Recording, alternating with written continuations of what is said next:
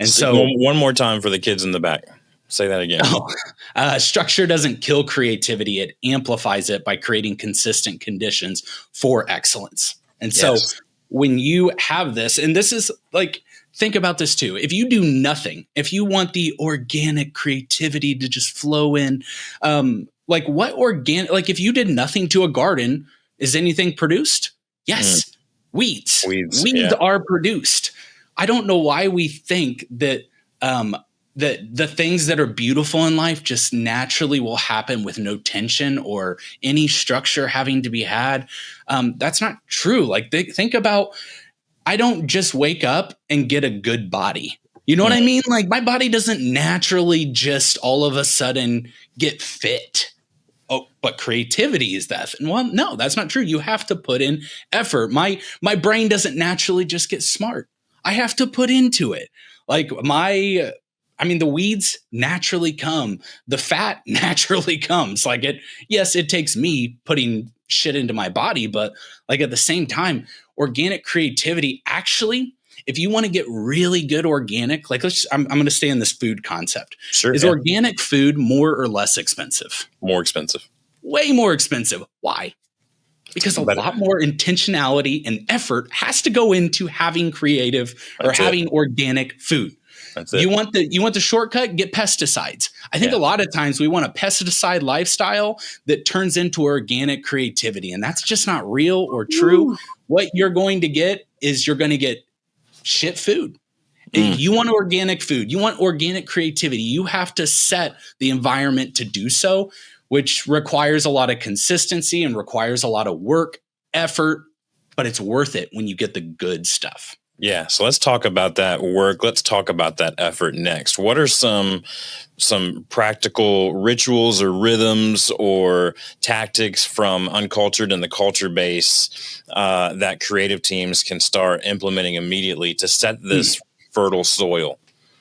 Yeah. Like I was saying, I use a lot of AI. I get a lot of quotes on my daily stuff. One of them hit today that just it's by Simon Sinek, fangirl over him, of course. Oh yeah. We know him well on this show. He says, dream big, start small, but most of all, start. And I think that there is an aspect that any of your rituals, if they don't happen with just starting something, just beginning, and in Dustin, you and I have talked a ton about this on air, off air period, just about so much creativity is tripwire. Right? It isn't something that you just produce out of the front cortex of your brain. A lot of it's out of the back part of your brain and the subconscious that we have.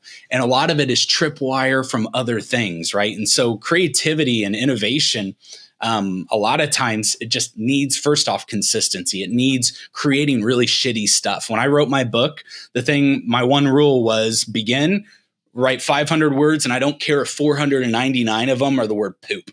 And I just type that the same over, just getting things moving. And then all of a sudden it happens. Right. But it requires that starting, the pain of regret way outweighs the pain of discipline. And when you can just get into that process and start doing these things, you're going to start creating really good stuff that took a discipline to get there. I love that our greatest things in life take discipline. Because it makes it rewarding. If it didn't, what we would create wouldn't even really be that rewarding. And so I think that's one aspect. The other that we've talked about quite a bit is I love innovation, but it's really easy to turn innovation into invention in our minds. And so innovation can be about your processes. It can be about your rituals. Right. It can be about the way you create things. It can be whatever, but I've had to really force myself to follow that 70-20-10 rule when it comes to innovation, which is 70% of your innovation really needs to be on thesis for what you do in your common work, right? We can benefit what we're already doing if you focus those areas and your creativity on 70% of what you're already doing. Make it better. Make it better. Exactly. How do you adapt? How do you adjust? And we don't always love that because it looks like process and looks like it's wearing overalls, right? And so it's a little challenging. Yeah, I love it. That's why I do what I do. Exactly. So the next part is 20% that's adjacent to that. Something similar, it's in line, but it could help you lead to a new idea, a new breakthrough in what you're already doing. Okay. So this is like a adjacent thesis. And then 10% of it invention, right? Like this is what do I want to create that is outside of my realm that I promise that 10% that you spend your time on actually will help the 70 and the 20. Like it's weird how it happens, but that kind of like time where you're focusing energy, effort, that 70-20-10 rule and just beginning is more powerful than just waiting for inspiration. Like just way more powerful.